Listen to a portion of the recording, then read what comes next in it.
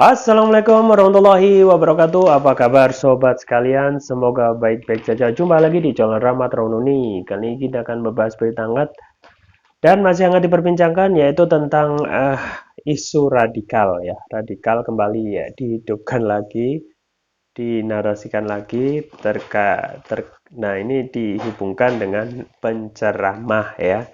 Ini ada apa namanya statement yang disampaikan oleh Kasat Jenderal Dudung ya. Nah ini memang terkait dengan uh, pidato ya ataupun dalam rapat pimpinan nasional Presiden Jokowi menyampaikan salah satunya yaitu tentang radikal, jangan undang penceramah radikal. Ya, itu kemudian sobat sekalian itu diikuti langsung apa namanya diteruskan ya dengan Kasat Jenderal Dudung terkait radikal yang dikaitkan dengan penceramah. Ini ada berita yang dilansir oleh Kompas TV ya. Bagaimana selengkapnya langsung saja kita bacakan. Kasat Jenderal Dudung peringatkan Pangdam hingga Danrem jangan undang penceramah radikal. Kepala Staf Angkatan Darat Kasat Jenderal TNI Dudung Abdurrahman buka suara menanggapi pesan khusus yang disampaikan Presiden Joko Widodo atau Jokowi agar TNI dan Polri tidak mengundang ustadz atau penceramah radikal. Setelah mendapat khusus dari Presiden terkait hal itu, Jenderal Dudung mengaku langsung memberikan perintah kepada seluruh Panglima Kodam hingga Komandan Korem dan Rem agar jangan sampai mengundang penceramah radikal. Saya sampaikan ke para Pangdam, para Pak dan Rem, jangan sampai kita salah dalam memilih mengundang penceramah yang kemudian rupanya orang itu sudah terpapar radikalisme, kata Dudung sebelum memimpin Rapim TNI AD tahun 2022 di Mabes AD. Dudung menjelaskan pesan khusus yang disampaikan Presiden Jokowi soal penceramah radikal itu menjadi salah satu poin yang akan dibahas dalam Rapim TNI AD tahun 2022. Menurut mantan Pangkostrat itu, hal tersebut perlu dibahas dalam Rapim agar radikalisme jangan sampai masuk ke lingkungan keluarga prajurit TNI AD. Jangan sampai pemahaman-pemahaman yang tidak bagus nyampe ke keluarga kita, ucap Dudung. Sebelumnya Presiden Jokowi mengingatkan agar istri personel TNI dan Polri tidak mengundang ustadz penceramah radikal karena atas nama demokrasi. Jokowi menegaskan TNI dan Polri saat ini sudah harus berbenah. Salah satunya berkait dengan arah kedisiplinan personil di masing-masing instansi tersebut. Ibu-ibu kita juga sama, kedisiplinnya juga harus sama. Nggak bisa, menurut saya nggak bisa ibu-ibu istri personil TNI Polri itu ngumpulin ibu-ibu lain memanggil penceramah semaunya atas nama demokrasi, kata Jokowi saat memberikan pengarahan dalam Rapim TNI Polri di Markas Besar TNI Cilangkap, Jakarta. Sekali lagi, di tentara, di polisi tidak bisa begitu. Ya, harus dikoordinir oleh kesatuan. Hal-hal kecil tadi, makro dan mikronya tahu-tahu mengundang penceramah radikal. Nah, hati-hati. Lebih lanjut, Jokowi menekankan bahwa kedisiplinan personel TNI dan Polri sangat berbeda dengan kedisiplinan masyarakat sipil. Selain itu, Jokowi juga menyinggung bahwa tidak ada demokrasi di tubuh TNI dan Polri. Menurutnya tidak ada yang namanya bawahan bisa merasa bebas dengan atasannya karena atas nama demokrasi. Berbicara masalah demokrasi tidak ada di tentara dan kepolisian, tidak ada.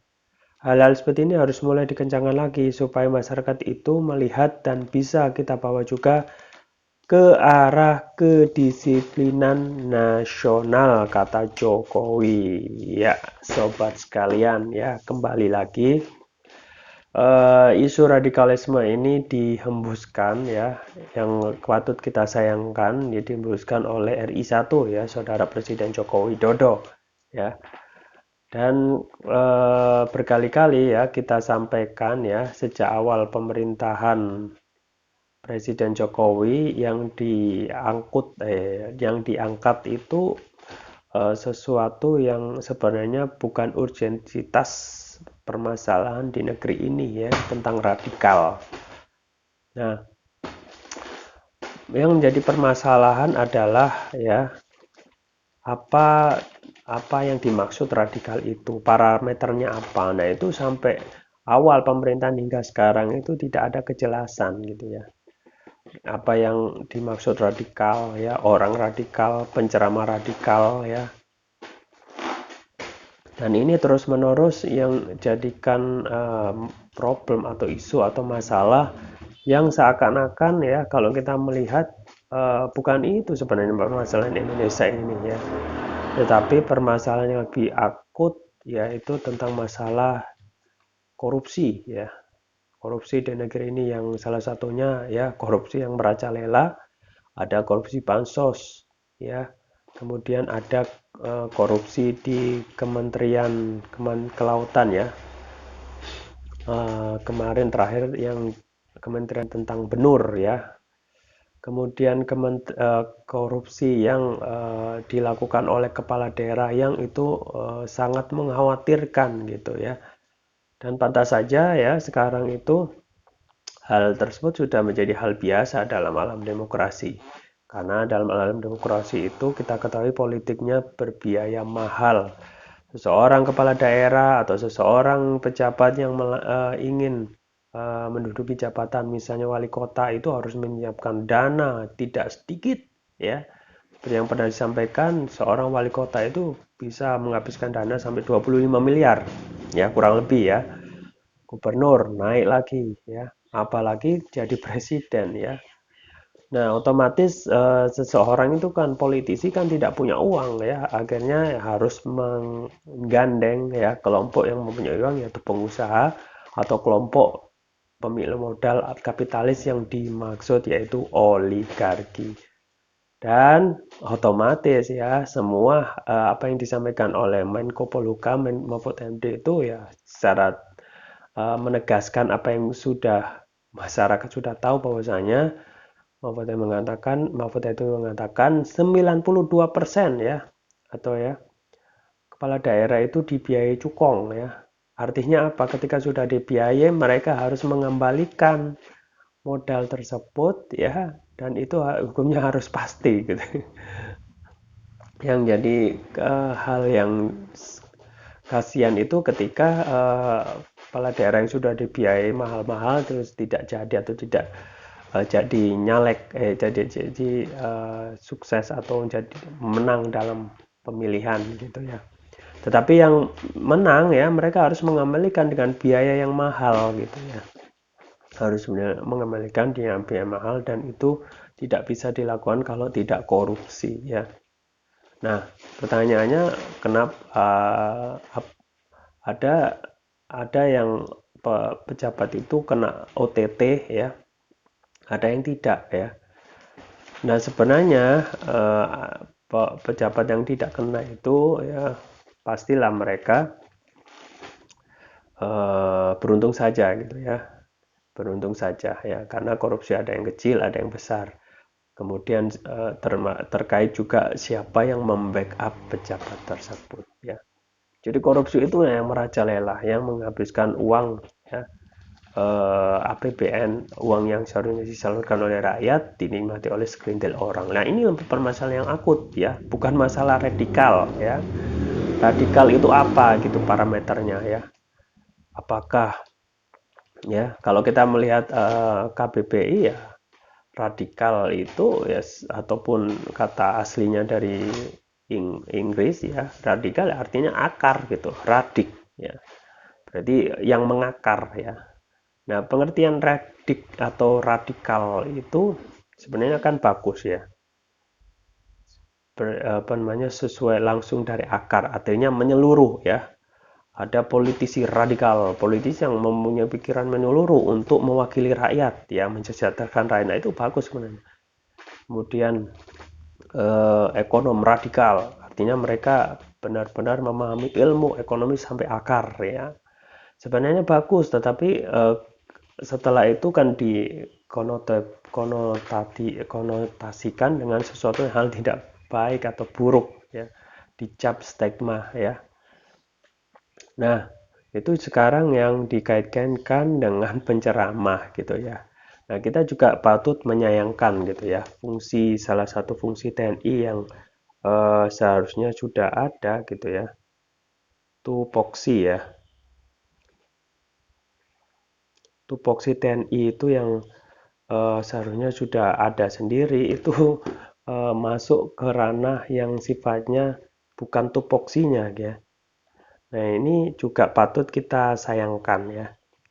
Patut kita sayangkan karena tugas TNI itu sudah ada sendiri gitu ya. Tugas TNI itu sudah ada sendiri ya. Salah satunya undang-undang, kalau nggak salah undang-undang nomor 7 ya.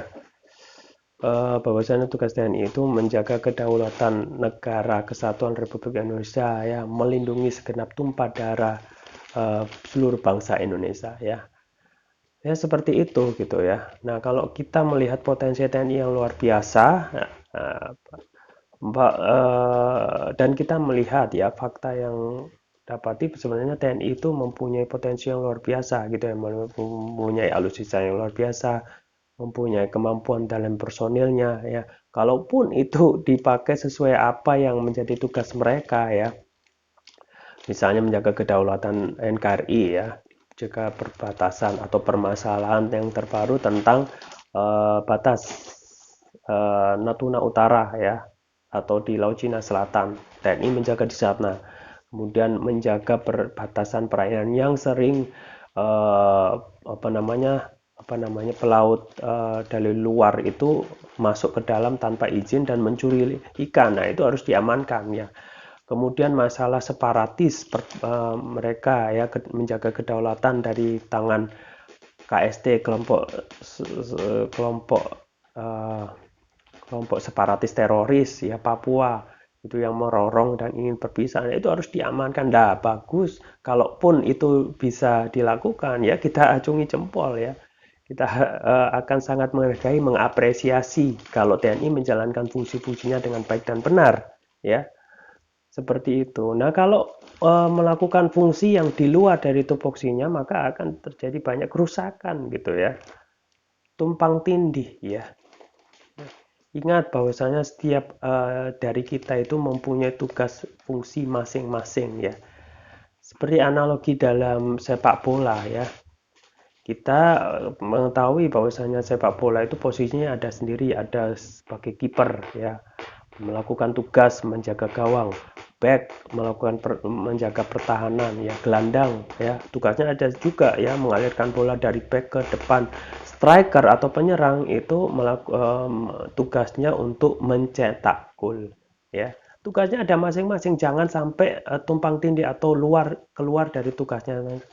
Misalnya seorang kiper ya tidak menjalankan tugasnya, langsung ke depan melakukan menjalankan fungsinya sebagai striker, maka bobollah gawang itu ya, akhirnya tim itu kalah ya. Atau striker yang ikut membantu menjadi back ya, membantu pertahanan ya, juga akan mengalami kekalahan karena tim itu tidak bisa mencetak gol gitu. Begitu juga dengan gelandang ya, tidak ada yang mengalihkan bola dari belakang ke depan ya. Jadi seperti itu sobat sekalian. Jadi kalau kita menjalankan tugas tidak sesuai tupoksinya, maka itu amburadul. Tim itu ya, tim sepak bola itu akan hancur, kalah ya.